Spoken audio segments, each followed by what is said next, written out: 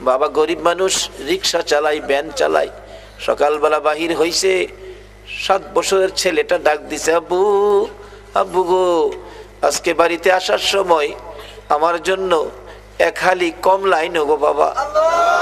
বাবা 8টা পর্যন্ত রিক্সা চালাইতো, 8টা পর্যন্ত রিক্সা চালাইয়া যা টাকা রোজগার হয়েছে বাসার প্রয়োজনীয় বাজার করে আর পকেটে টাকা নাই। বাবা চোখের পানি ছেড়ে দিছে, মাবুদ গো, আমার ছেলে কমলার কথা কইছে, আমি বাবা হইয়া কেমনে খালি হাতে বাড়িতে যাইব। 8টা বাজে রিক্সা বন্ধ করতো, আজকা বন্ধ করে নাই, আরো 4 ঘন্টা রিক্সা চালাইছে সন্তানের কমলা নেওয়ার জন্য। 4 ঘন্টা রিক্সা চালাইয়া আরো 50 টাকা রোজগার হয়েছে।